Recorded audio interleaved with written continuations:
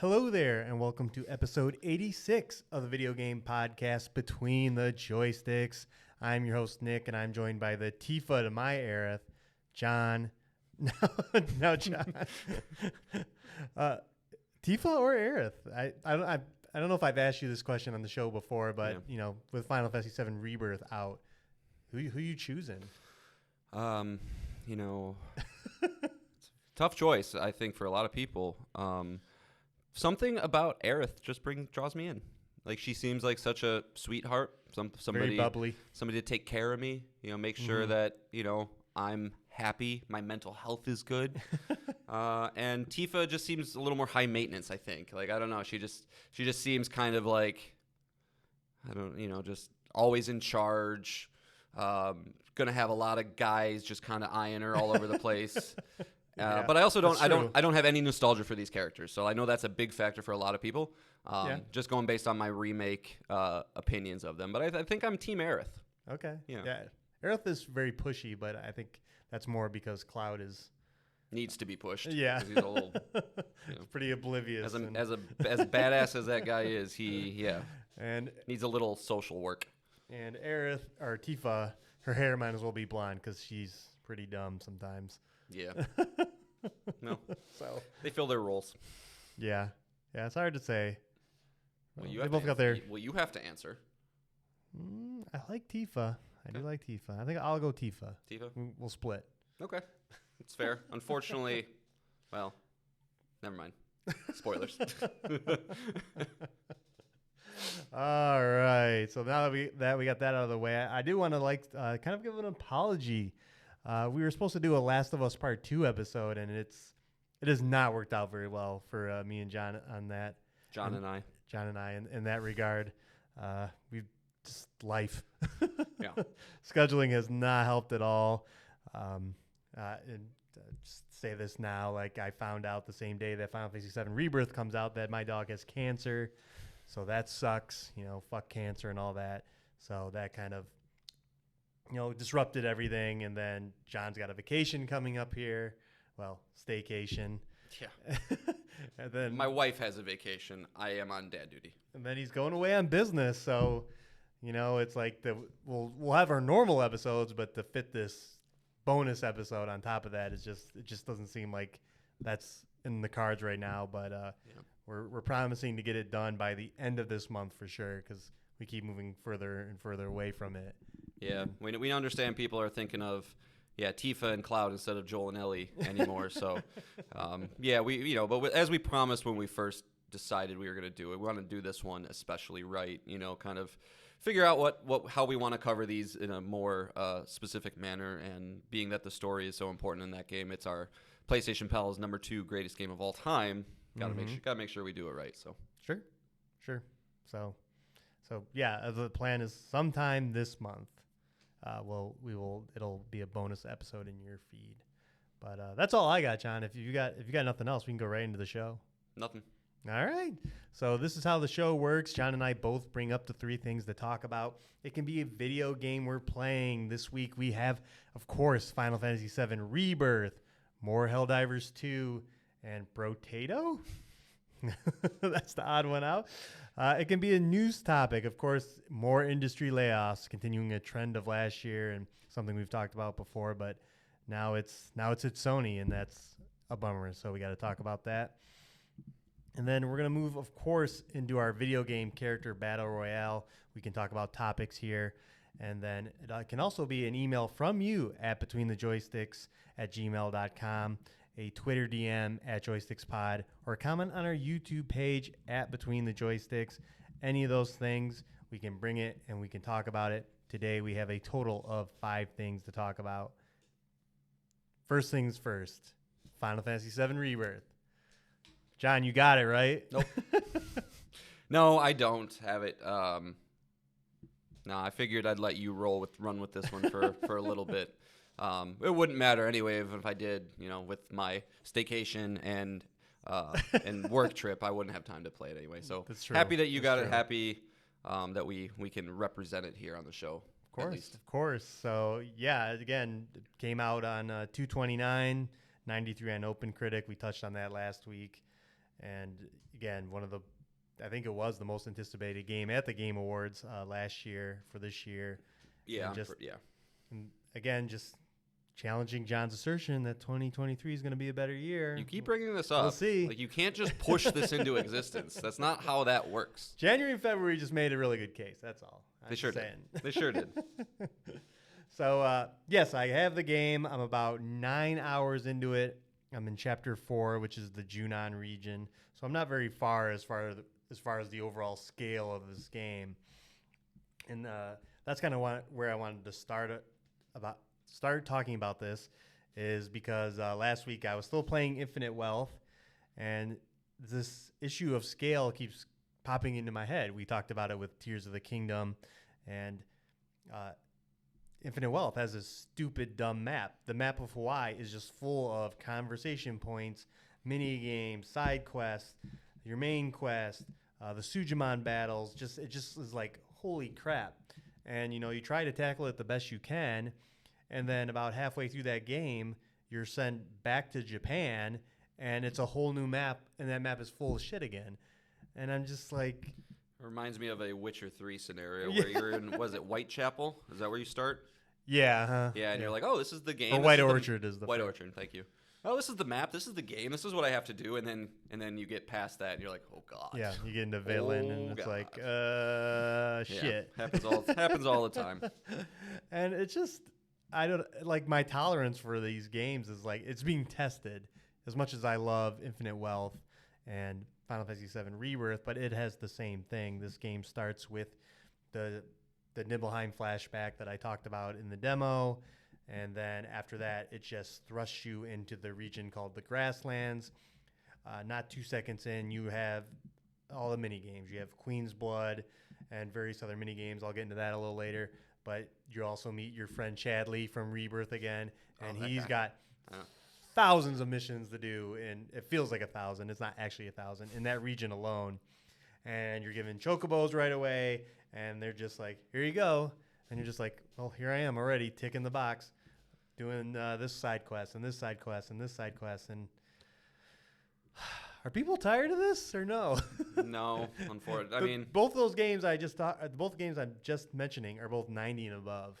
Yeah, no, I don't think they are, Nick. I think we still very much live in a world where if you can put together a optimal open world experience, it's going to rise to the very top of all video games, Breath of the Wild, Elden Ring, things like that.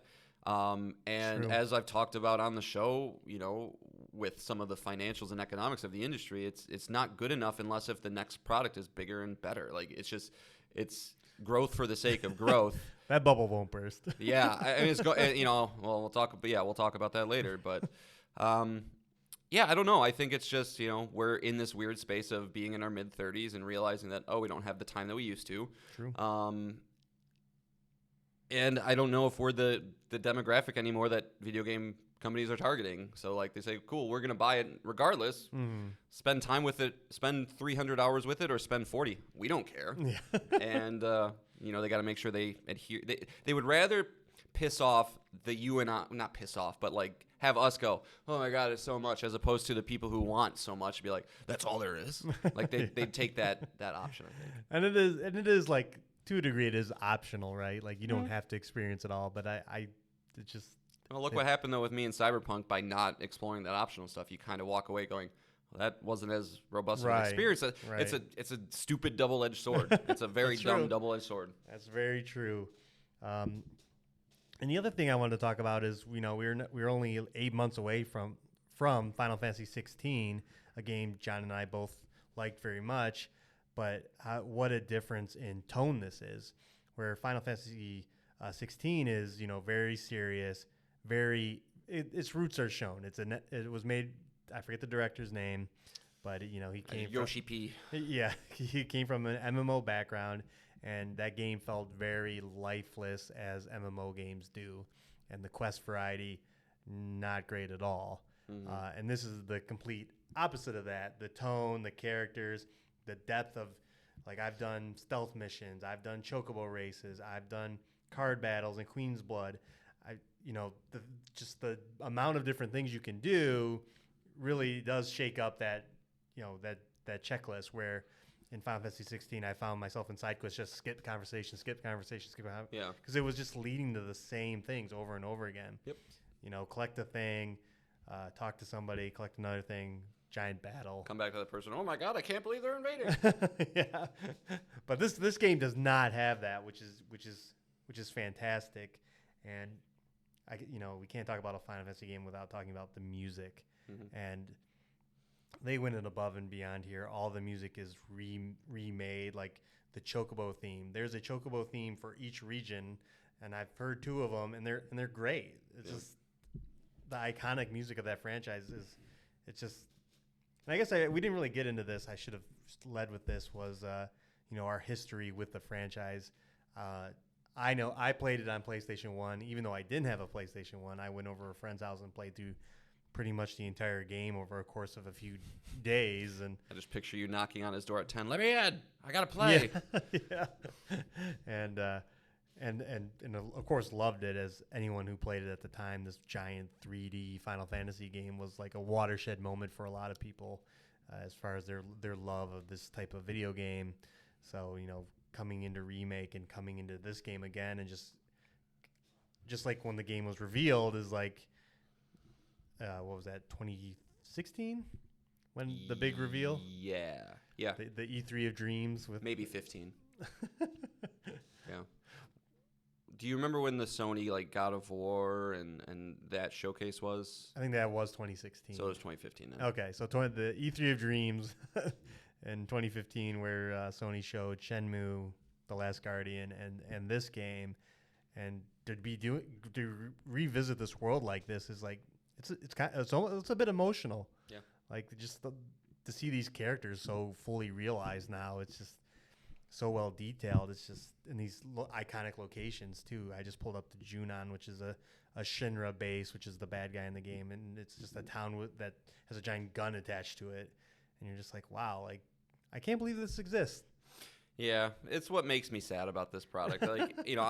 I did not play it originally. I have tried 3 separate times in my adulthood to do it, just to give myself the frame of reference, hope to love the game for what it is, and then lead into this with a little bit of pseudo nostalgia. And I bounced off of it 3 separate times. As soon as I got to the open world region, I was like, it's just dated. Like it's a type of map system that does not do anything for me.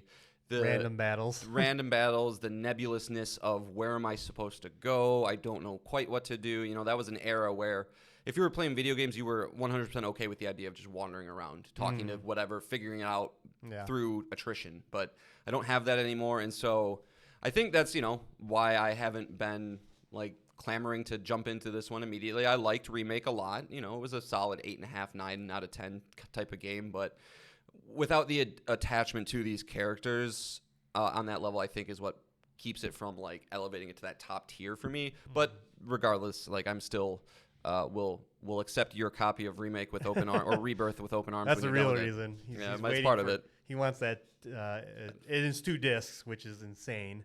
It's a 150 gig game. So Baldur's Gate 3 just got announced for Xbox with 4 discs, so I mean, insanity. Yeah, that's crazy. Which I think wasn't the OG Final Fantasy VII 4 discs? It was 3. It was 3? Yeah, it was 3 discs. Yeah, and I think the last multi-disc game I had was Red Dead Redemption 2. Yeah, insanity. Sorry, quick side note. You hear about the misprint in Japan with this game? Oh yeah, they switched the discs. Yeah. It's a dumb thing, but yeah, whoops. Yeah. So going back to the game, and then going to really not a big deal town in the original, Calm, and seeing less like you remember towns in Final Fantasy 16. You remember your main base, pretty fucking boring, right? Yeah. Like there was nothing to see there. There was nothing to No, you go to the base, you go to the left to talk to that one person, then you go to the back to talk to that other person. Yeah, you find the blacksmith, the bounty board, and yep. Yeah. That's it. This town is more detailed than I can't even think of a video game where the town was this detailed. Just the amount of people running around doing things. Cyberpunk? I think. I mean, it's different. It's apples and oranges. Yeah, I don't know. I think the individual attention to detail now, the interaction in Cyberpunk is very high, but well, and this could just be a scenario of this is the PS5 versus the PS4, right? Yeah, and you're walking around a lot of this stuff, like, and you can't interact with it. It's just detail, but like all the shops have cute little names. There's a lot of like side banter going on, and just people like a shop keep, and just it's covered in people. Like there's just it feels like a living, breathing town, and it's just like the first town you're in. Like there's probably like another 8 Yeah, towns. just wait till you get to Golden Saucer. Right. That place is bananas. Oh, I'm sure it is. Golden Saucer is this famous casino in the original game, and it has this probably got all the mini games in it too. Yeah, I can't even imagine. I can't even imagine the craziness that one city's gonna be if this is what the entry level city is, which was just a footnote in the original game. And then let's get into let's get into the big mini game first. This is Queen's Blood. It is a card game. It is a lot like Gwent in some ways. A lot about taking lanes and keeping your opponent from playing cards. But it's so good. Is it good? It's really good. Nice. Yeah, I don't know how I got there. Like I haven't really looked into like deck strategies or deck builds, so I'm just kind of fiddling around with cards as I get them. But I had a match where like the point of do you want to have more points than the other person, but if you can close out their ability to lay down cards at all, like you win the game basically. And I had some crazy start where I was able to basically he couldn't play any cards anymore, and he only had played like 4, and it was just like, wow. Sounds like you laid your dick out on the table Yeah, and said, "Yeah, that's nothing you can do." I But did. look at this hog. But it's cool, and all the cards are obviously minions from the series and in game, and they're legendary. I've been dadding so hard lately. You say the word minions, and I think of the minions. Oh. It's just like, no. Yeah, the monsters, the Thank you. enemies, Okay, there yeah, you go. the summons. They're all. Although it would cards be in interesting if there was little minions on the cards. but it's cool, and again, it's just another side project that is part of this game and full of other mini games. I've done the stealth missions in this game. Like I've done Metal Gear S stealth missions. Yeah, that's where weird. I can't even conceptualize that for a Final Fantasy game. Well, first they have it so every region you have to capture a chocobo, and then that unlocks your ability to call it, and it's like the most efficient way to travel from place to place. Fair. And then they just had me go into a base, and it's like you can't alert them. So I was going around steel boxes just like in a Metal Gear game to like get behind these guys so I can sneak up on them. And I was like, is there anything? This doesn't even have to be in the game, and it'd be fine. Like Remake was so straightforward, but everything is in this, and I'm sure I'm just like Infinite Wealth, just touching the surface of all the mini games. There's so many, so Buckle up, bud. yeah, Buckle up. And I wanted to get into combat. It is the same as the last game. You use weapons, and as you use weapons, you learn abilities. They have unique abilities, and there's a trophy, of course, for unlocking every weapon and every ability, so mastering that. So I'm working on that. I don't know if I'll ever platinum this game because it requires 2 playthroughs. It requires a hard playthrough. Yeah, And the Square Enix special. I think it's a 150 to 200 hour platinum, so that's past Persona 5 territory. Yeah, you're entering neon white territory Yeah. now. So For a 6-year-old. So that's interesting, but the battle system feels. I kind of like the last game. It's like you either feel like you're stomping enemies or you're like on the back foot all the time, healing yourself. I know you had that issue with especially the end game. Mm-hmm. But I think once I slowed down and focused on guarding, you guard with R1 in this game, and it's such a advantage. Like you can negate an attack with a perfect guard, and then it pressures the enemy. So Sure. you want to pressure enemies in this so you can stagger them because you can do massive damage, and that's very similar to Final Fantasy 16. Yeah, I think the combat, it does feel like you should be going a million miles an hour just through the shit, like especially the end of Remake, like the fucking world is collapsing or whatever the hell is going on. Like, well, you gotta attack, but slowing it down, being strategic about it, I'm sure is how it's meant to be played. So And kind of sitting down like this game, a part of that overwhelming scope is you have 5 characters right off the bat. So 5 playable characters, they all play differently. Like Tifa and Red 13 are like more close combat. You want to really be paying attention to guard because they open up other opportunities for those characters. And then you have ranged characters like Barrett and Aerith who, Aerith especially is a lot more squishier and is all about like area why I of chose effect her. magic. That's why I chose her over Tifa. She's squishier. And Barrett's kind of he's kind of like if you're having trouble with the game, he's kind of a really good character because he's ranged. His attacks are very simple. You know, it's just Ranged is always easy mode for any game. Yep. But he's not squishy at all. He has the biggest health count in the game. So that is something that I remember about my playthrough of Remake. I probably played 95% of that game as Cloud. Mm-hmm. Did you play the first one that way? Yeah, I believe so. And so do you feel more motivation with this one to experiment, or do you think it's more just because you're in the beginning of the game and you're like, well, I'm still figuring it out? Like, well, especially with that weapon learning thing that you have to do, like the characters they're ATB, so to use special abilities, you have to get a certain meter up. And when you're playing a character, that meter fills up like that. Yeah. But when you're not playing it, it's like this really slow growth. And so, just because of that. And because the game, when you get to Chadley and you open up the virtual reality thing that he does, is like there's a training for every character. So I just sat down and did all that. So, okay. So I do recommend checking out every character because they do play completely different, and we know more party members are coming. So, that is good. So let's get into the bad about the game. There is bad.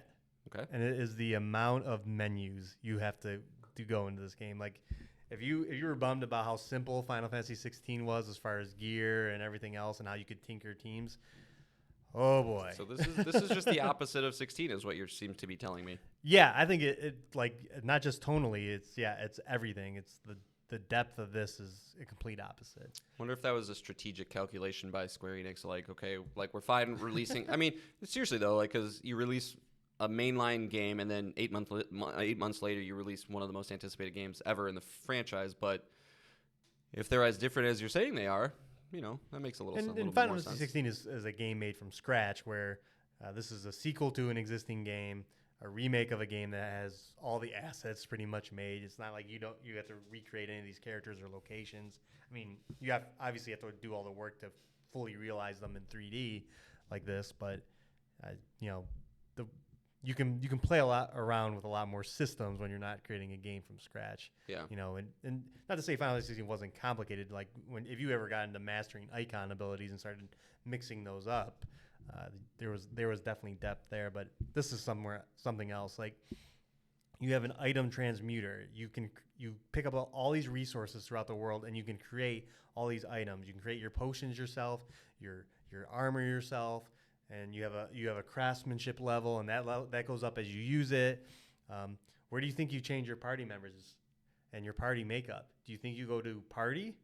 You would think so, right? No. Yeah. You go to combat settings, and in combat settings, you set your party leader. So if you get in the battle and you want to be Tifa right away, you set her as party leader, and they all have shortcuts now. So if you want to just go, you know how you have to hit X, and you want to go to a spell, and then you want to go to an ability. Well, you can quick assign all that stuff now, and that's for every character you got. And every character now has, not only does their weapon have a unique ability, their weapon has unique materia spots and a unique materia spot specifically for that weapon. So if you want your ATB to charge faster, or you want to do a little more damage with abilities, or you want this or that and this and that, and he just throws it all at you. Yeah. And it's like, like I was dealing with the bad news about my dog and then trying to play this game, and I'm like, I can't focus. I can't wrap my head around this. This is so much at once. Yeah, I know the feeling. And to the point where some combats got a little frustrating because I'm like, am I playing wrong? And for the most part, I was rushing in and just being a little too aggressive, trying to get through these battles. And that's fine for like the normal enemies, but when you reach like any kind of like elite or something. Yep. Yeah, any kind of like mini boss or something like that. It's like, well, okay, step back. And that's not even counting. We haven't even gotten into, summons, which return, but also all the synergy stuff. Like you can hold R1 and do synergy with everyone that's in the active party, and that's just another layer. And then you also have your limit breaks. Remember limit breaks? When you do enough damage, you can do an ultimate move. Well, now you have ultimate moves that are with those characters that are that you're battling with. And just so you know, you've filled my brain up. Yep. Everything is now going through my brain. Exactly. I just want you to know that. Exactly. It is and again, you'll eventually get there. Like I think a lot of this will be intimidating. Like I said, like how do I use a synergy ultimate attack? I didn't know for a minute. Like they have these like meters as to what they're required to use them, and then I was like, oh, after each character uses an ability, they fill one of those slots. So if Tifa and Cloud use 3 abilities each, then they can do a synergy attack together. Okay. But they each have to fill 3? It can't Yeah, be they like each have to Cloud do can 3. fill 5 and... No. Okay. There are each requirements for each of them. Gotcha. And the synergy attacks are fucking phenomenal. I'm sure they're great. They're, the characters fighting together. There's a special animation. It's animated incredibly, It's probably very similar to the Persona 5... Yeah. What are those called? Come on, Game of the Year person. What are they called? I don't remember. All right, like fine. you said, my brain's so full of all the games I played last year. Some of that stuff falls out, but where in Persona it was like a dedicated cutscene. This is something that just happens in real time in the battle, and it's flashy and it looks great, And it seems like every duo has multiple versions of it, so it's pretty wild. It's pretty incredible. All this stuff is just packed into this game. And like I said, I'm just in chapter 4 in the second region of the game. So it's like the main story itself has moved probably like me. Yeah. And I've done probably in the 10 hours just all kinds of stuff and battles and combinations, and I've already unlocked multiple weapons and multiple synergies, and it's like, whew, just getting started. Yeah. Well, I mean, I don't know how I'm going to play this game. Like, I don't know. I was joking with you the other day on, it seems like I've had this theme where there's always one incredibly large, incredibly successful, incredibly well-received backlog game that just has to hang above my head. Yeah. First it was Elden Ring, then it was Tears of the Kingdom, just beat Tears of the Kingdom, and boom, this one's out. So, yeah, I'll get to it. Yeah. But yeah, this is the next one. I'm pretty sure listeners of the show, I don't have to explain myself anymore. They know, they understand, or they don't understand, and they just like you more than me, which is fine too. That's why we keep you around. Right. Yeah, play the new stuff. I try to stay on top of these games, but I'm trudging through mud right now. I got Rebirth and Infinite Wealth, and well, if we have to swap you out. out for other Nick, because I know he's being a beast with this game right now. It's fine. We'll kick you off the show. I don't care. Oh, thanks. Yeah, you're welcome. But no, just everything. Again, it reviewed greatly, of course, and of course it's an amazing fucking game. It's just it's a guaranteed Game of the Year nomination for sure. Yeah, and like Infinite Wealth, I'll just probably it'll be kind of like a check-in game from time to time as I keep playing it. But it's just wild this game exists. It's wild that it's this good. It's wild it's doing so much that again, as we said last week, like kudos to Square Enix and everyone that worked on this game, because the other thing is like the remake came out in 2020.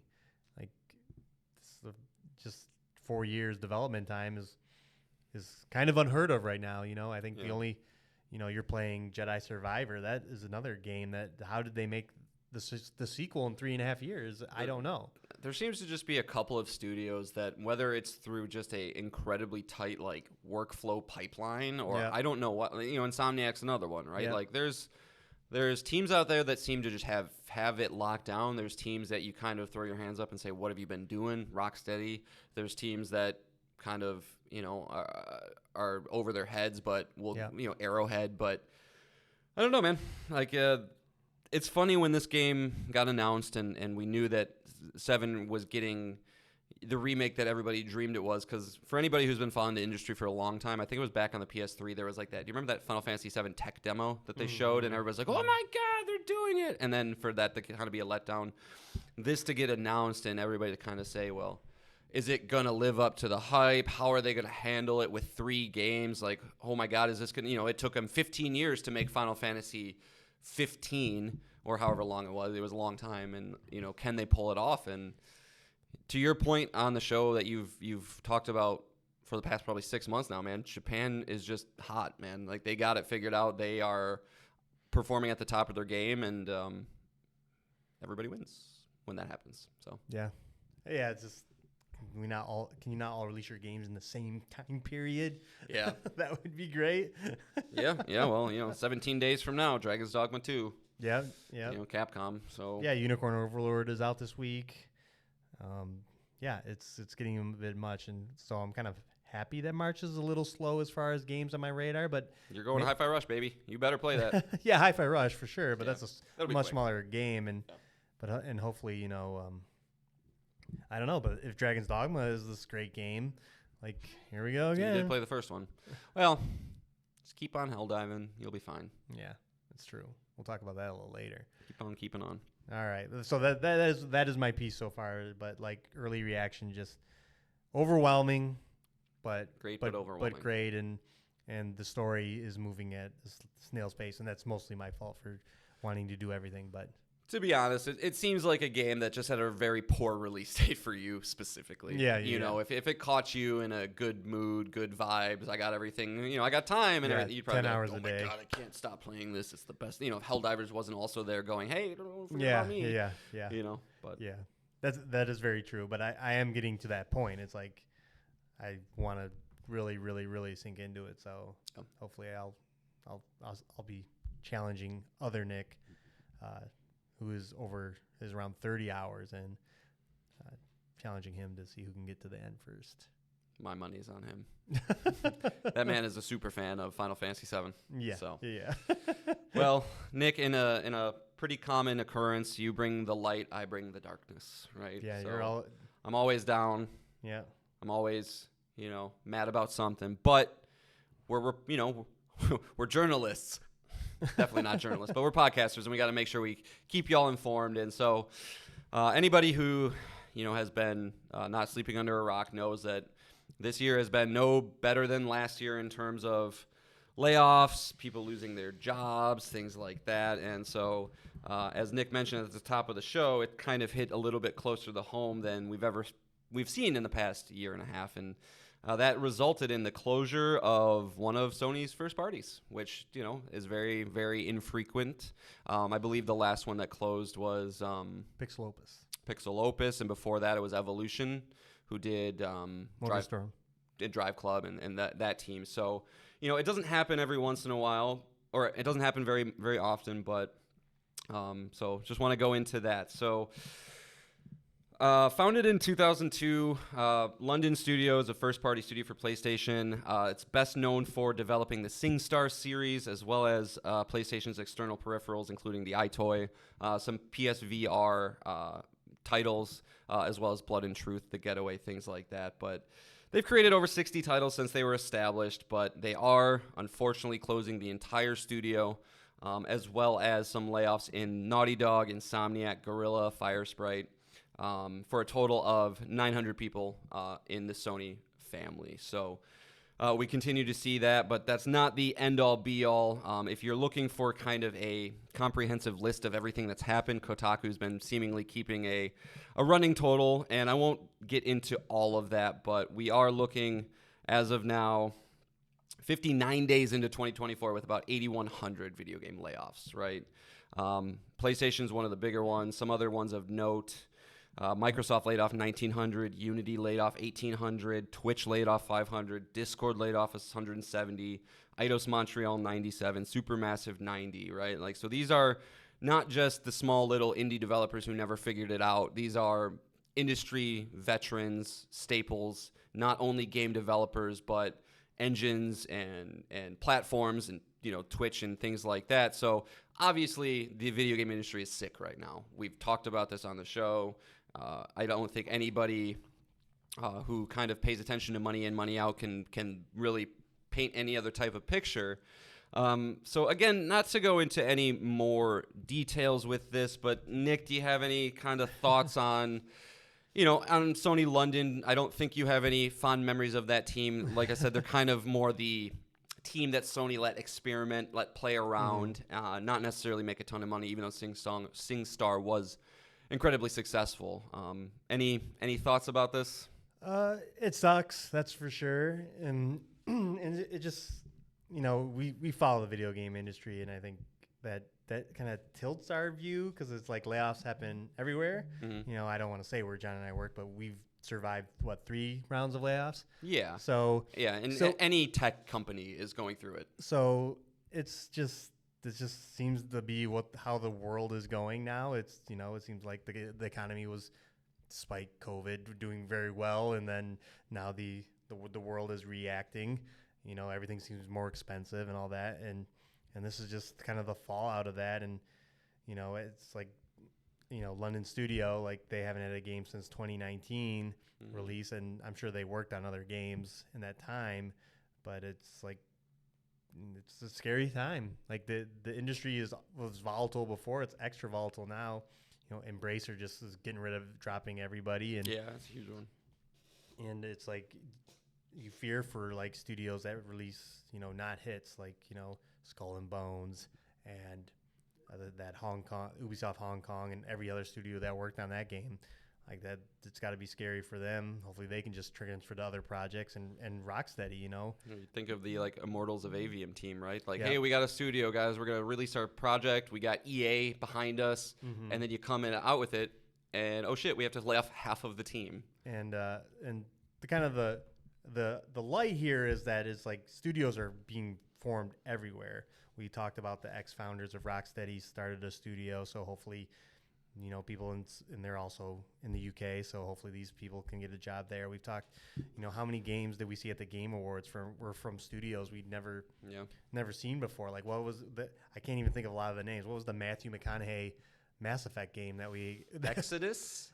I think you might. But there were many games like that as shown at the Game Can't tell Awards. you who's making it though. And at these showcases year over year, that from studios you've never heard of. So I think I don't want to say like it seems like, you know, a lot of the big sites are kind of, you know, the little virtue signaling on just this hype. They're hyper focused on this topic, and it sucks. You know, I was reading Jason Schreier highlighted a artist at Naughty Dog who put a LinkedIn post out. He had 18 years at Naughty Dog as being an environmental artist, and he was one of the people let go, and you know, it's sad. It upends your whole life. So yeah, that's kind of where I stand, right? Like it's never a good scenario when somebody loses their job. However, this isn't, you know, a dude working at the corner grocery store who doesn't have a resume, who doesn't really know. Like, these are very talented, very smart people who have a lot of things that they could bring to another place of employment, right? Does that mean, are they maybe not going to be able to work in the video games industry? I'm sure that'll be for some of them. And it's very sad because I got to imagine that's a passion type job, right? But at the end of the day, like, they're going to land on their feet. You can go work for a billion other places coding and doing things like that, but... And we never learn the details of these things either, you know? Like, is it, you know, like a lot of places, you know, are offering, you know, great services to try and, A, keep you afloat for a few months, and then, and B, try to get you other jobs. And I think Riot gave 6 months severance and benefits, and so it's like you can find a job within that amount of time. Like, so it's, you know, it happens and it sucks, but it's, you know, it's time to start something new. You know, as someone who has lost their job before, it's like where do I go from here? But you know, you find bigger and better things every time, it seems. So.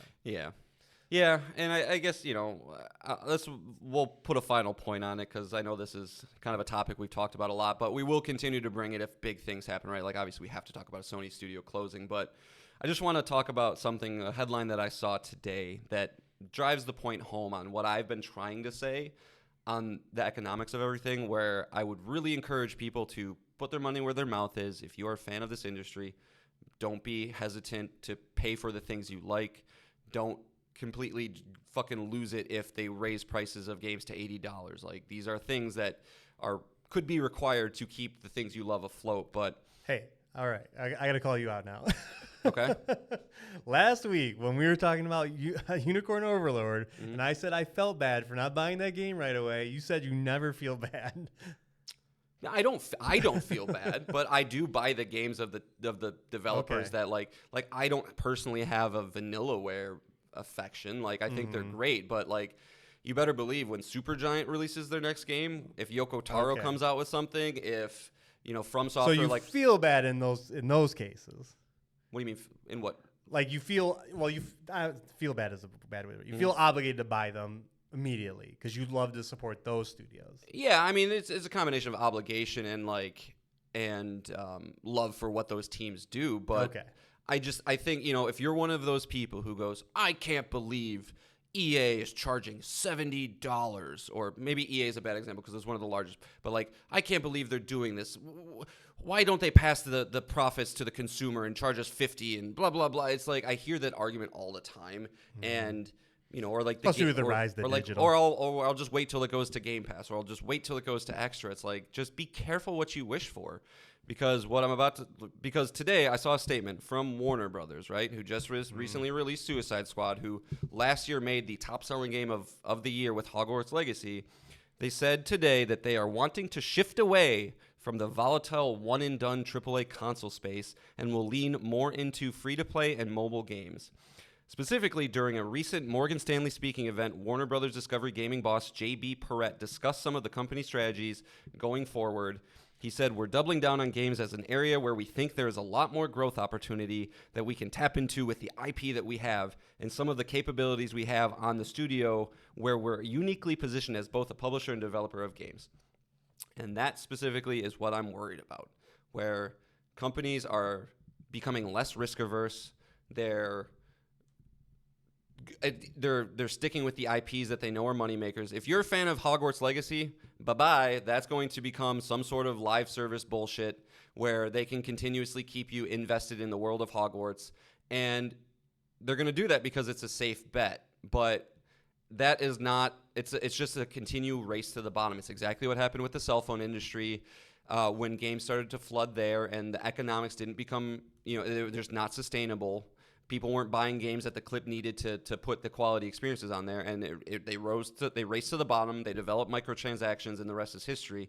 And if you start to see these large developers and publishers, Warner Brothers is one of the largest entertainment companies in the world.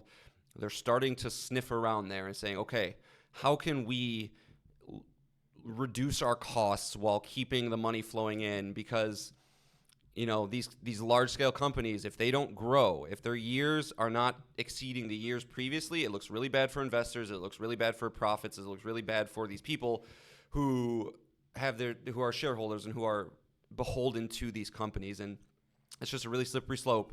So I would, again, really, really, really encourage people, just think about what you want for the future. And if you want to just continue to play whatever's coming to Extra or Game Pass and it just doesn't make sense for you, I can't say that your financial situation, doesn't warrant that. But I just don't like the future the way that I'm reading the tea leaves right now. And I think until we figure out a way to become a little bit more viable, it's just going to keep going this way until the dam breaks and something happens. Yeah. Well, the complainers are the internet minority, so they're for sure, but like that seems to be who these companies listen to. But also, good luck, Warner Brothers. Good luck. Your superstar team in Rocksteady shit the bed. Good luck with anybody else hitting that number for you. I love perusing comments on when these things happen, and one of my favorite ones for this was somebody saying on Reddit like, so Warner Brothers learned nothing. Basically, they said, "Oh, whoops, I shot my dick off. Maybe if I shoot my dick off 2 or 3 more times, it'll work." So it's just like, that's why Helldivers is so refreshing, because they're taking the right lessons. They're saying the right things, and that's just not the case across the industry. But, industry's still in fire, folks, and seems to be trending that way, because every person who's in the know seems to be like saying like, "Oh, you think this is bad? Just wait." Like, seems to be the nomenclature or the. Don't worry, Grand Theft Auto 6 will come out and the industry's saved, Yeah, well, even though those developers are mad because they got to go into the office right now. So, but I don't know. It's just, we're not going to get into a grander scale beyond the realm of video game conversation here. But it's like, man, if I was a Grand Theft Auto 6 developer and I'm pushing that game and I get to put my name on that credit, it's like, I'm doing what it takes, man. I get it. I get you like working at home and you might we'll leave it there. We'll leave it there. It's all good. Just release the game, make it great. We're all profit. Yeah. So, the industry's healthy. The industry's not healthy. I don't know what to believe, really, but it seems. Believe it's not healthy, but believe that it's also not just going to die. No. It's I don't know. Got to get those clicks, baby. The success. There's the success stories, and the bad news. So it's hard to really tell what the actual health is. But that's why I was like, Arrowhead's like wee. Everything's so good. Larian's like wee. Yeah. That's why it's like, and I know these are very specific games, and they're like they're unicorns. They're genre-defining games right now. So it's hard to just give them the example, but be the example that every other developer should live by. It's like every developer is trying to shoot for those magical things that happen to them, but it doesn't always happen. But it's another thing I hate when people are just like, why don't they just release a not broken game at launch? It's like, do you think I mean, it's because they have time frames and they have quarterlies and stuff like that. I hate it when people say that. Why don't they just give us Stop reading internet comments, John. You'll be much happier. No, that one's from a personal person. I know. Oh, okay.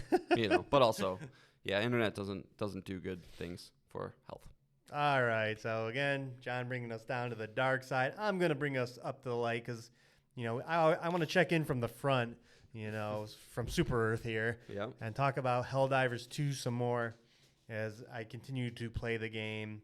It continues to be engaging despite, I think, the loop kind of wearing itself thin despite and why this upcoming update, which we'll talk about, it's gonna be something. I wonder what it'll do for the game. But since we last recorded, we don't really talk about the major orders, and the major orders are kind of let's get into the game. Has kind of like there's a reveal that there's a dungeon master, and now everyone is referring to Joel as if that's his name. Yeah, the guy's name is Joel, I guess, and if something bad happens or if something crazy happens, it seems like a lot of people are referring to Joel.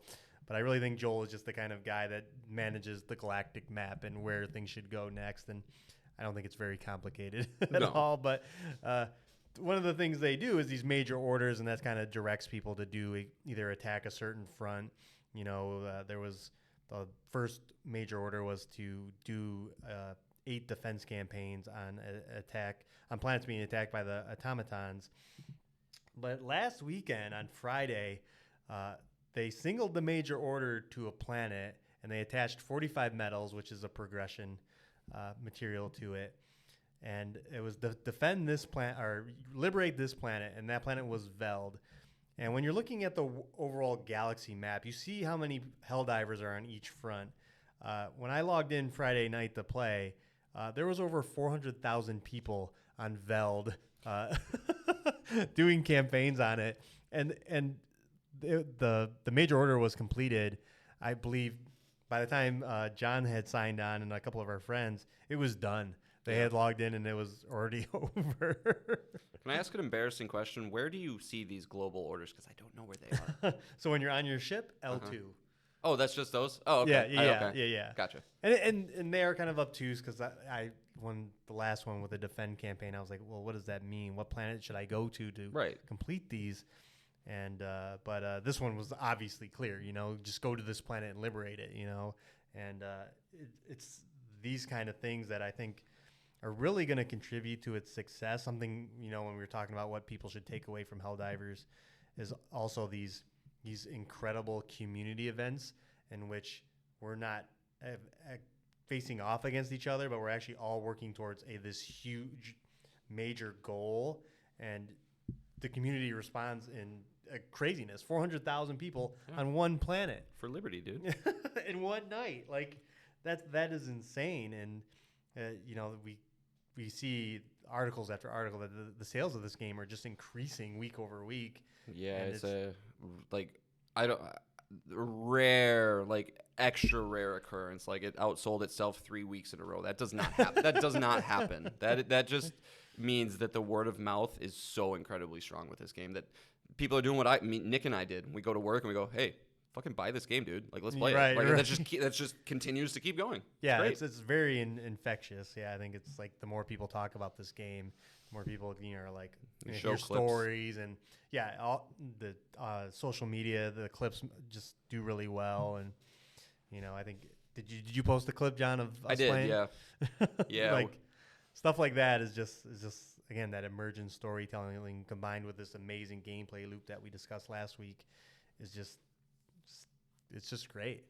Yeah, and I got to shout out once again that the team behind it, Arrowhead, they continue to say everything correctly. Like today, talking about the D&D style game master dude, he said, we needed this type of position because we plan to make this run for a long time. We'd love to see it go for many, many years. Of course, they would. Any developer would.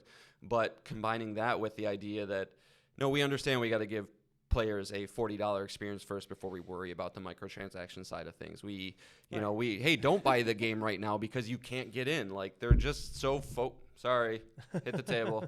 They're just so focused on making sure that everybody first and foremost is satisfied with the product they released, as opposed to like make the money, more money, and it's just refreshing, very refreshing. Yeah, and as I get further and further into the loop, I feel like the rewards become less and less. I think you are able to unlock all the stratagems that you want, the weapons that you want.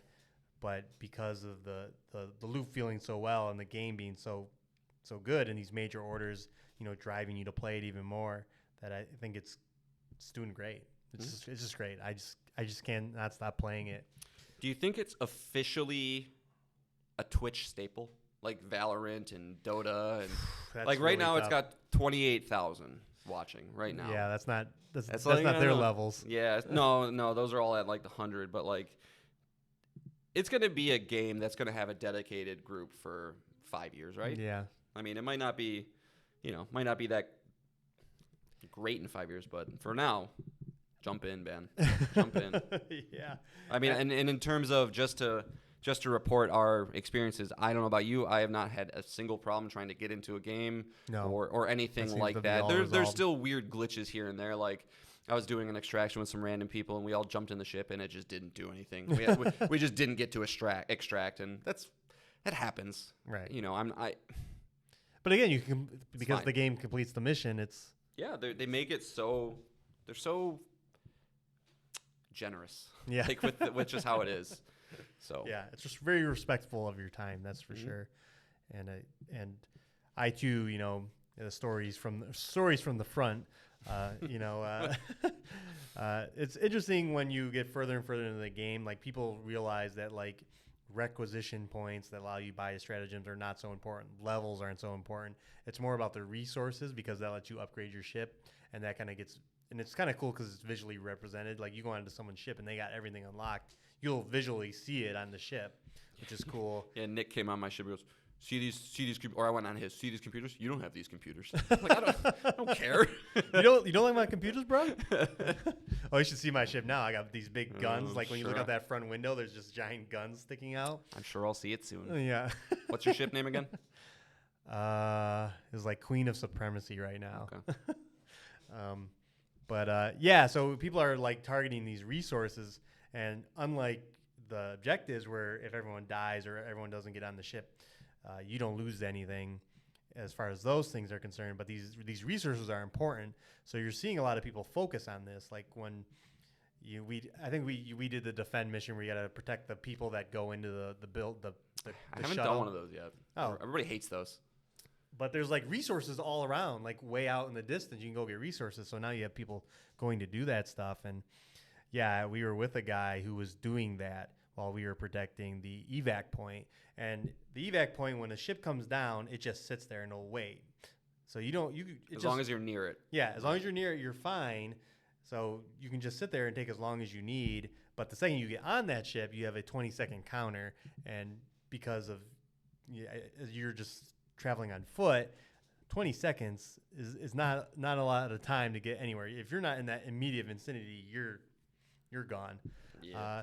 I had a guy that was out doing that, and he knew the ship was there. He was playing the risky game. Especially with randos.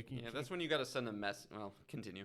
Yeah, you're playing that risky game, and of course, one of the guys got on the ship and started the counter, And there is chat in this game, but of course we play on PlayStation, so chat's just kind of like pointless. Like I don't have a keyboard, so I'm not like I'm not typing messages in there. But obviously, I'm sure he was a PC player because he was just spouting off expletive. Like, fuck you guys. Yeah, you guys are retarded. Whoa, yeah, whoa, yeah, exactly. Whoa, dude. A lot of asterisks because they're probably blocking his chat, and of course, and then he just left the game. Real fucking try hard over here. Yeah. Which is ridiculous. I think his goal was because he was the party leader. He thought that we would all get kicked, but it doesn't work that way. Sorry, bud. He literally just waved from. So not only did he lose all those resources he was working on, which is fine. Like I understand that he wanted to get on the ship to get those because I do believe those are the more valuable things, especially in the later game. But then you just lost everything. You don't get the experience, the points. Nothing. The stuff that I grabbed or the other guys grabbed, those resources, gone. It's the equivalent of breaking your controller. Like, what do you like? You're only fucking yourself, dude. Right, and it's like, and as John keeps pointing out, like the loop is so quick and so, doesn't punish you that like who cares? Yeah, exactly. You shouldn't. Oh no, you shouldn't I get lost to that 30 moment. minutes of samples. But again, yeah, I think when like their ranks, there's 1 through 8 ranks, 1 being easy, 8 being like Helldiver. And this was on. I think it's 9. Oh, you're right. I think 9 is Helldiver. And this is I'm up to 5 now.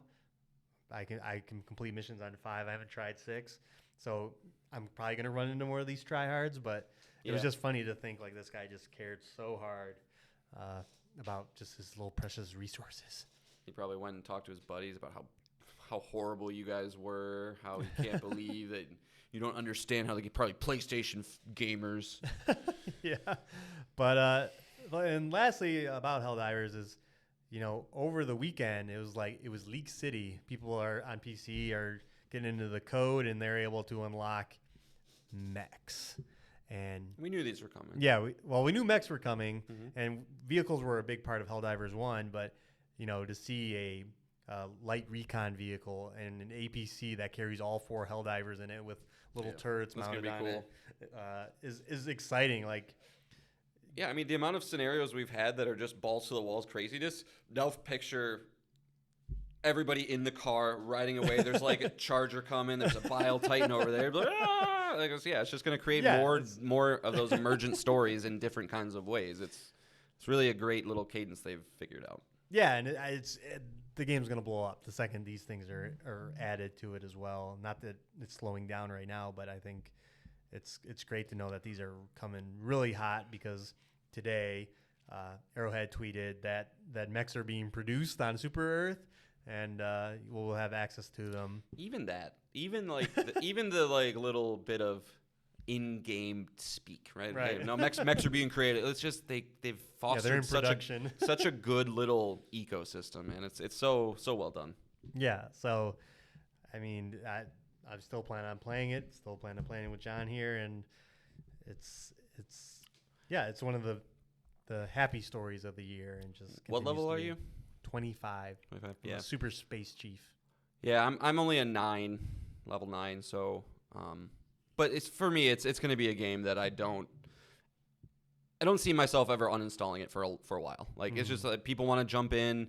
We got pretty much like 8 guys at work now that are like into it. So we almost have too many people where people wouldn't be able to, if we all wanted to play, we wouldn't be able to join up. But yeah, we were trying to convince another friend to buy it, and that was his first argument was like, you too many people already playing it. But I'm like, not everyone's playing every night, and like I don't care. I got Final Fantasy VII Rebirth over here. Like I don't have to play every night. Yeah, me? I'll jump out.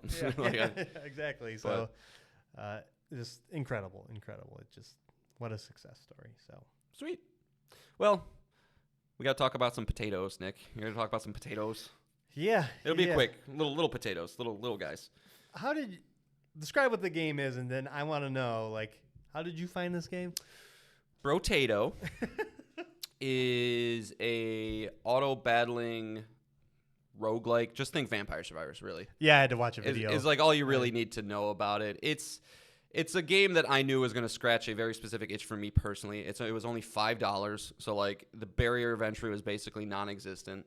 And I've talked to a friend of the show, Nick, who's also has a very similar type of game style that I do. You know, he loves a lot of the, you know, leveling up and getting different builds and breaking the game type systems, and that's exactly what this is. Yeah. Okay. You say yeah very disdainfully. I watched it and I was like, I know it's not really? a you game. Nick and I actually had this conversation about how much you would hate this game. Well, why are you? So you mentioned Vampire Survivors is wildly successful, and there's a bunch of these games now. Like why this one just was the price was right? That was the price is right. I mean, this was kind of like the other one. Like when Vampire Survivors hit the scene, this was kind of the next one. Like the before a whole bunch of clones came out, this one came, and people loved it. And after playing for a little bit, because you know, I was kind of expecting just, again, exactly Vampire Survivors. I think it differentiates itself enough to be a different type of game. And like I said, you know, Binding of Isaac is one of my favorite games of all time because the amount of items and synergies and things that you can build in that game just give you kind of just these moments where you go, I am a fucking god, come at me. And it just feels really, really good. But this game has nailed a couple things. Number one is... well, let me backtrack. This is how the game works, right? So you start as a little potato. There's 44 different characters, right? You unlock them as you don't start with all 44. I think you start with 5 as you do different types of accomplishments or rewards. Like you kind of keep unlocking them. They have different play styles, different weapon loadouts to start with, different modifiers. You know, you understand. And you go in, you get to equip 6 different types of weapons. You got SMGs, you got rocket launchers, but then you also got some crazy things like lightning shivs and ghost axes and these other type just melee weapons, cactus clubs, other things, right? And you build your outfit, but as you go through it, you're also getting items that modify what your different weapons do.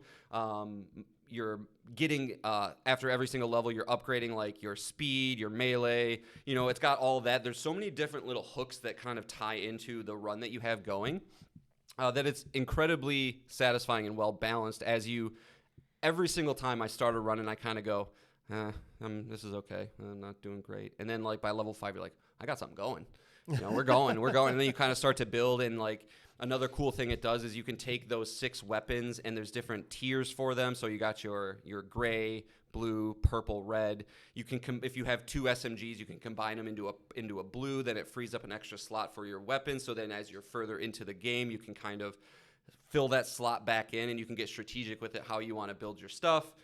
And it nails the economy really, really, really well too. Where obviously as you go through these levels, it's very bullet hell.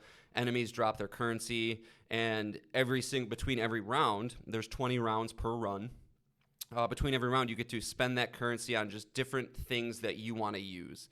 And again, leaning into the play how you want to play angle of this, like there's been roguelikes. Binding of Isaac honestly is one of these where you can get 40 minutes into a run and you go, I don't have shit. I'm fucked. This is a waste. I don't even want to go through with it because I know I'm not going to be able to beat the final boss.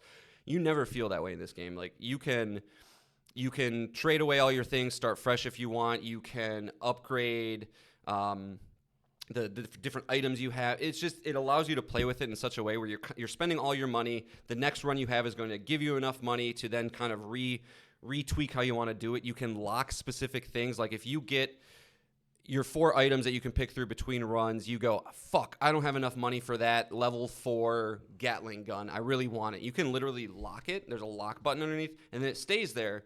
You're not going to get 4 choices. You're only going to get 3 choices every time it runs, but it allows you to then like save up for that and really tailor your build so that you know that you're giving it the best shot you have. And it's been a ton of fun of just, scratching that Vampire Survivor dopamine itch that I know you don't have, but I have it very hard.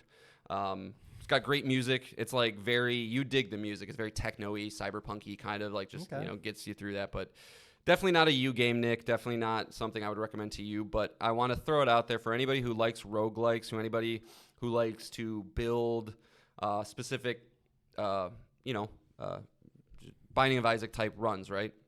It's great. $5. I can't recommend it enough at that price point. It's, I had a moment last night where, this probably will distress you, but I was like, all right, time to play some Jedi Survivor. And I go, I really want to play Brotato. And I was like, no, I need to play Jedi Survivor. That's what I have to play. Like, I got to get through that. And I was like, but I want to play Brotato. And I was like, no, I'm going to play Brotato. Like, I'm gonna actually submit to my feelings for once and play the thing that I want to play. And it's great. It's got a great platinum list. I'm chipping away at that. And, so the point I get to the platinum, I'll be done with it. Like, it's not going to be a game that I stick with after that. It's not that crazy good, but I want you to come clean. Okay. What? What about the platinum, John? Come clean. Come clean. I don't go for platinums anymore, Nick. No, when you buy the game for $5, it gives you both the PS4 and PS5 version, and one would think, well, play the PS5 version. It's such a simplistic game. I don't think it adds anything to the experience, so I went PS4 version because you can auto-pop the trophies when you get the platinum. So I'll get the platinum hopefully for PS4, load in my save into PS5, pop that one. Blasphemy. Yeah, but I already have My Name is Mayo. Well, who cares? Yeah. So it's a ton of fun, though. I mean, yeah, is it going to make my game of the year? No. Is it just a side distraction from games I should be playing? Yes. But it's perfect on the Portal. And I like just seeing my one guy start off going, pew, pew, pew, to eventually, like, just mass chaos that just destroys everybody. It's just, it's a great feeling. So, Brotato, honestly, it's a 4 out of 5. I feel confident even give, like, I'm not done with it by any means, but like I don't see how it's going to modify itself anyway. But for what it is, for what it's going for, great time. Okay. Yeah. You're boy. You don't beat games, but boy, are you distracted. Holy cow.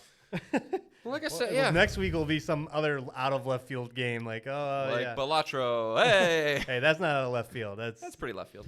That game sounds amazing. I'm kind of interested in it. Jason Schreier of Bloomberg was talking about it, and it's like a poker roguelike, and I'm like, poker and a roguelike? And it's. I think that is it, though, Nick. I think that I get distracted because you don't like small games. Like, small games are just the perfect thing where you go, I want to jump in and just feel that scratch. And if I don't get, like, and you're just such a story guy and narrative and characters, and like you need to see the next story beat, where I'm just like, I'm playing Jedi Survivor because I just think it's fun. Like, it's just cool to, like, I don't care what's happening. I don't need to see the next planet. So that's just where we differ, and there's nothing wrong with that. But I did have a thought that maybe one day in the future we'll have a thing where we both force each other to play through a game of the other person's choosing. Like, whenever, if we ever have a lull. Whenever we do predictions, we're so wrong and off that nobody ever wins. So it's like, if we had a win, I would 100% be for that, and maybe we can. Okay, before that, or this for that. Like, you pick one for me, and I pick one for you, and you say, John, you're fucking playing through Mass Effect 2. I don't care what it takes, and I can be like, cool, Nick, you're playing. That's so unfair, though. You're playing Elden Ring. Have fun. Oh my God. Okay, well then that's fair. But if you're gonna be like, play Brotato, and I'm like, Mass Effect 2, bud. No, you go. I think we would probably vet it out a little bit, but that could be fun because just because after playing Jedi Survivor a little bit, man, you could totally do Elden Ring. You could totally do Elden Ring. If only this podcast would take off and it became our permanent job, and then the fun things you could do with, like, I can play a game all week long, and I can buy Final Fantasy Rebirth at launch. Yeah. He should have. Is there any follow up? Did you ever try your Switch at another GameStop? No, I didn't. Okay. No, I didn't. Follow up. Yeah, maybe I'll do that here soon, just because it just sits and collects dust. Yeah. And to your point, you should buy Rebirth, but yes, you can have my copy when it gets to you too. You can borrow it. Right, I can. You can't buy this one from me. You can just borrow it. That's true. That's fair. So, even if it's $1 more than what GameStop would give you? I don't know about, you might just I'm in a weird spot where I haven't traded games in, even after finishing Last of Us Part 2 Remastered. I'm like, that's one you kind of want to hold. There's a level, right? I have Street Fighter 6. I have Persona 5 Royal still. Really? I don't. Interesting on that one. I would have thought you would have traded that one back in. You got the platinum. You have it. Yeah, it's just one of those games. Well, it's one of those games that I really, really enjoy, and keep it in the collection. It's one of those things that I think, I wonder, is it worth holding on to, because there's not that many versions of the PS5 version of Persona 5 Royal out there. Just like we were talking about last week with Unicorn Overlord, is like these more niche JRPGs. It's not as readily available out there. So yeah, it's a case by case. I know digital is decreasing value of those things. But there's a lot of people out there that want their physical games. So It will always be. So All right. all right, Potatoes. yeah. Wow, we're playing video games. It's a busy time, just nonstop. All right, so let's move into our final topic: the video game character battle royale. Continuing on to round 2, let's announce some winners from last week. Yeah, John went for 0 for 2. Fox McCloud knocked out Big Daddy and Little Sister.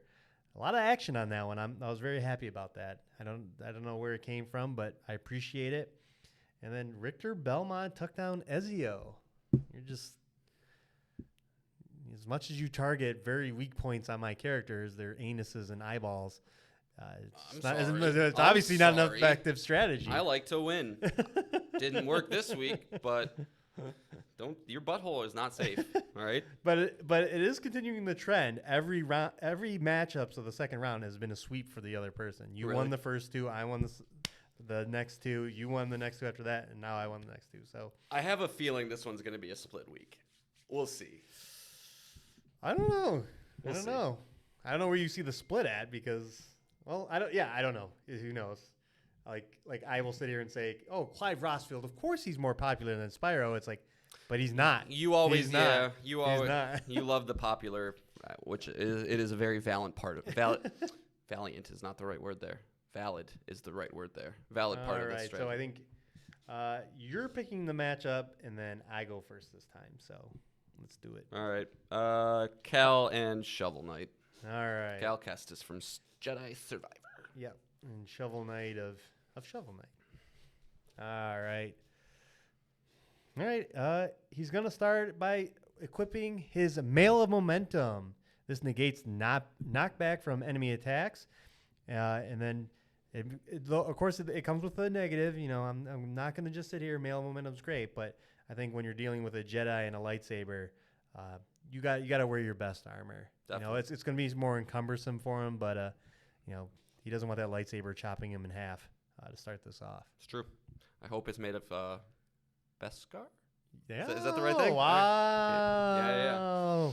Yeah. All right. Well, Cal realizes that he's got his best armor on, so time to change tactics. But luckily for him, he does use some telekinesis. He uses the Force Slam specifically, grabs him, picks him up, slams him on the ground, hopefully knocking off that whatever kind of armor it was. Fucking Force. Yeah, Force is pretty OP, dude. Can't defend against the Force. All right. Shovel Knight is going to go into his item bag for his War Horn. This is a massive sound blast. He's going to use this to try and disorientate Cal. Hopefully he can concentrate to use those Force abilities. And if he's nearby, to clear the field around him. The War Horn. Very nice. All right. Well, Cal is going to continue using the Force, and he's going to use Force Stasis on Shovel Knight. He is no longer able to move. He is stuck in place for some time. Well, hopefully he can get out because Shovel Knight has to use his trusty shovel. That is his signature weapon. So, he's got to go toe-to-toe with a lightsaber. It's time for shovel time for the Shovel Knight. Shovel time. Well, this was coming, Nick. Being that he is now stasis, it's just lightsaber. Lightsaber is the attack. Perfect. He doesn't. He just goes, and he's done. Little 3'11" Shovel Knight can't really do much against the lightsaber. All right, there you go. There's one. So next up we have Clive Rossfield of FF16 versus Spyro the Dragon. You go first this time. No, I went first last time. Oh, okay. So we're going to start off a little weird here, right? I had to get crazy with Spyro. He is going to use his fourth wall breaking to cause confusion among Clive, as Clive is far too serious, and he would not understand what's happening, and he would therefore be disarmed immediately off the bat when Spyro starts talking to the camera. So Spyro talks to the camera? Yeah, he breaks the fourth wall. What does he say? He just talks to the player. It happens many times. Okay, this is not like an idle animation and he gives you like a cold stare because you're not moving him or something? No. Okay. No, it's like it's a... I'm going to have to look this up. Oh, fact checking. Okay. All right. No, I just want to see it. Yeah. I'm always up for like video games The identifying. thing you got to as video remember with games. Spyro is like he's got his trilogy, then he's got his Skylanders stuff, and he's got a lot of stuff. You know, he's like the king of Skylanders. Yeah, I forgot about that. Yeah. The Plastic Wars. Yeah, that Skylanders was a big part of that. yeah, that was weird. That was a weird time. All right. Clive is gonna go. He's gonna reach for his ultimate weapon in the game. I don't know how to say it. Gatter da Mugrung. The sword he gets. He has to defeat all the best Huns and everything to get access to. Again, this is the ultimate sword in Final Fantasy 16 with a whopping 375 attack and 375 stagger. You know, I don't know what the health is of Spyro, but I don't think it's that high. So 376. I just found that out. It is not. No, I don't. Okay. No, of course it's not. You looked at me like it was serious. Come on. All right. Well, you know, I feel like every one of these battles usually kind of has one of these moves. So it's time to just throw up our invincibility shield from Spyro 2, Ripto's Rage. Makes him immune to everything for a short period of time. Okay. All right. I'm going to bring one of my favorite weapons of last year, if you heard about it in our Game of the Year episode. Titan. Yep, the Titan icon. This is going to give Clive access to a bunch of moves, including Wind Up, Upheaval, Raging First, and Earth and Fury, the ultimate of the Titan icon. Ooh, a loophole. I like it. But it's also going to give him access to Titan Block. So when Spyro's coming for him, he has the ability to block and counter his attack. So all right, we'll try blocking this, Nick. Okay. So Spyro's going to use the Dark Aether Breath. All right, now I got to give you a little background here. Okay. Aether deals in matters that surpass those of the terrestrial elements and draws on deep, magical, powerful magics of ancient celestial origins. Aether surprises all the elements in the realm. Its strength is equivalent of suns, gravity, and the righteous might of passing comets. It is a spiritual matter the very universe is made of, and the true element of the purple dragon of legend. This untamed power resembles that of the Atom Smasher and dismantles a target on the atomic level, literally unmaking it. So it unmakes Titan. Okay.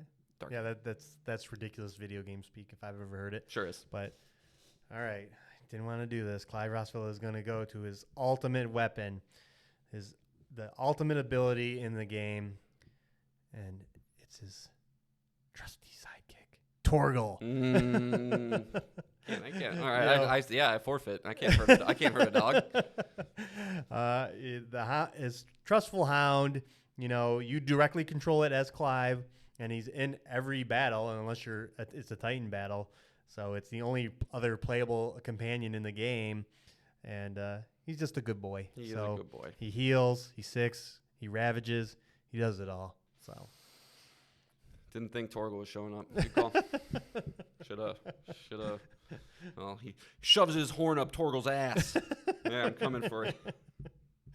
All right, so write in. Who do you think will win? Of course, our email is betweenthejoysticks@gmail.com. Remember, no ties. No ties. Yeah, no ties. And, of course, we'll post on our Twitter account @JoysticksPod. We'll put the polls up for this the day after the show is posted.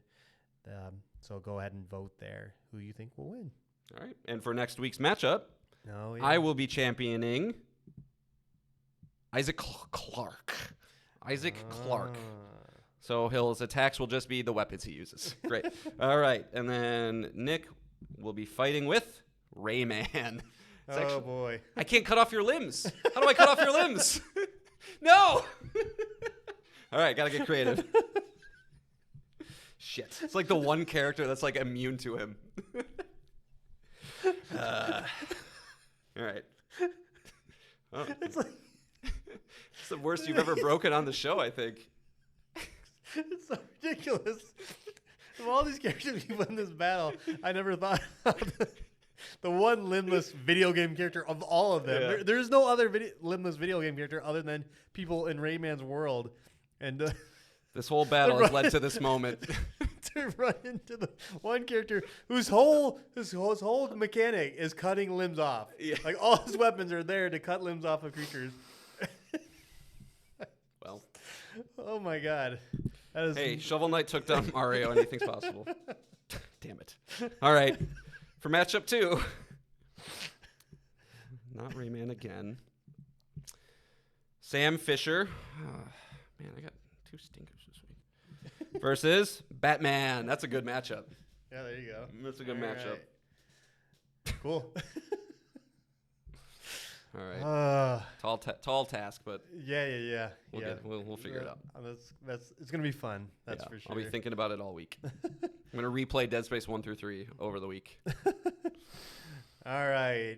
Now teases, John. I know you're burdened with. You're gonna be the sole provider of multiple children. Yeah. For between now and next podcast, what is your plan of attack? Yeah, I mean, I'll have some nap time. My son will be at school, so, during the day I should get at least... I mean, honestly, I should be able to play more than I do. Okay. So plan of attack is, I'm probably just going to beat Brotato. I'm kidding. I'm kidding. I will I'm sure you will. Well, I will be playing it, but no, I want to keep on going with Jedi Survivor. Don't let that fall along the wayside. And, I think I might... not probably ready for next podcast, but being that I have this trip coming up for work, I got some plane time, some time in the hotel. I think it might be time to finally pick up Super Mario Wonder. That's like the one game on Switch I think that's like on that platform that I gotta at least try that. I don't give a shit about Animal Crossing and like stuff like that, but so I think it might be time to pick that up. Like I said, not probably ready for next week's podcast, but probably the one after. Yeah. So yeah. It's be a good plane game. And like we don't have very many holes in games we play, especially last year. We both did very well, and that is probably the one glaring one. Yeah, you probably made some Starfield fans mad, but we don't need to do that. All right, the plan is to just more Rebirth, more Helldivers for me. So Helldivers. The video game front is pretty much set in stone, but we got some events this week. I don't know if you saw, John. The Xbox thing tomorrow, right? Yeah, there's a Xbox partner preview at March 6th at 1 p.m. Eastern time. They teased some games, all smaller games, all with horrible fucking names. I'm going to butcher Tales of Zenzaru. Yep, Kenzaro Zao from EA. Do you remember which Kunjitsu Gami Path of the Goddess is? It is a game we've seen before from Capcom. Smaller title. Say it again. Kunjitsu Gami, Path of the Goddess. Kunjitsu Gami. Yeah. We've seen it before. You might recognize it. Oh, yeah. And then we have the first Berserker Kazan being teased, but... very Japanese. Yeah. So it'll be... This Kunjitsu Gami game looks like it could be cool. So it is interesting. These are the games that they're heralding. So I wonder what else could be there. Again, there is a game tied to Xbox called Hollow Knight Silksong that could make an appearance here. It doesn't seem like they're going with that vibe of game, but it's possible. That game's got to pop its head back. It's turning into the little devil inside. Why? Just give us an update. Right. I wish developers, and I understand why they don't, because the internet is the internet, but it would be so nice if they were just like, hey guys, we're really, we still hope to have it out there. Just give us something. I don't care what it is. Just give us an update. Yeah.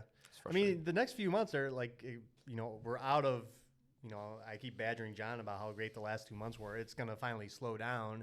And, April is kind of, Stellar Blade, and May is not Helldivers. What? Hellblade 2. Yeah. Outside of that there's not a lot of release dates, not a lot of games filling that spot. So hopefully, we'll have some stuff to talk about, some cool games to get us excited that are, coming to Xbox and other platforms and shown. Well, I don't think it's time yet, but perhaps we need some sort of DEF CON. PlayStation's got to tell us. They got to tell us stuff. Too early. It's too early. No, for sure too early. You stay to play maybe in April. We'll get one in May. And for May, DEF CON level can return, and then also, Capcom is doing a bunch of events. They're calling it Capcom Highlights Day 1, and this is March 7th at 3 p.m. Pacific time, and this is all about Dragon's Dogma. That is an upcoming game, but they say Highlights Day 1. Does that mean another game every day?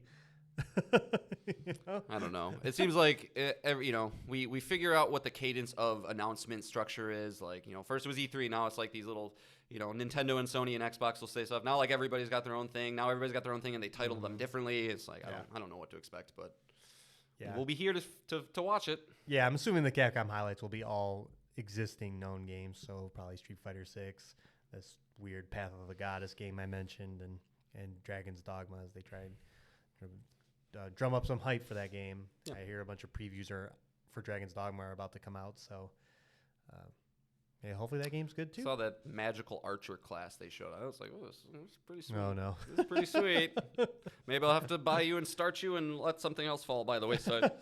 Yeah, but so hopefully, yeah, we'll have some news items to talk about, some games. Like I said, that more games to fill out this year would be fantastic, because as always, with the Switch 2 getting rumored to get pushed next year, and it's up for and Sony saying no big first party releases for the rest of the year. Like, that means you can play Elden Ring. No. Yeah, that's what that means. No, Shadow of the Earth we'll Tree. see. Come on. Yeah. But all right, let's move on to the song, and of course, the soundtrack for Rebirth is not out, but we're gonna go back to Final Fantasy VII Remake. I will say the podcasts I listen to are very bad with that right now too. Okay. They keep saying Good. remake, and it's like you guys should be better. You should know better. So we're gonna go with "Let the Battles Begin" because a lot of people are starting Final Fantasy VII Rebirth, so they're getting into some battles. Yeah, I know. Yeah, Nick's playing it. Will's playing it. Yeah, Mark, I don't know if Mark and Jesse are. I saw Jesse playing Bull Outro. Jesse, right in about Brotato. Convince me to buy it, baby. $15 is very easy to convince me. Yeah, so my friends list is full of people playing it. It's like that or Helldivers. So, and of course this is from famed composer Nobuo Uematsu. We featured him a couple times on the show. Who said he's probably never doing another game? Did you see that? Yeah. Well, listen to the score of Rebirth, and you're like, how does this man have the energy to do this anymore? Yeah, I'm sure he'll be. He's been doing music for 30 years. He'll probably show up like the guy who did Chrono Trigger into Sea of Stars. Like there'll probably be some game like Nobuo Uematsu lends a hand or whatever. Smaller project. Yeah. Those man, Japanese are just, their work ethic is like nothing else. So we'll see if he can settle down. So yeah, if you're listening to the audio version of the show, you can enjoy that song. And if you want to see us on video, check us out on YouTube. If you want to see our faces, if you want to see me break down and cry when Isaac Clarke has got to face Rayman of all characters, Yeah. Never even thought of, why would I have thought of that as a potential matchup? But let's go. So wherever you're enjoying us, we thank you. We love you. And of course, we will be back next week with 6 more things. Bye, guys. Bye-bye. See ya.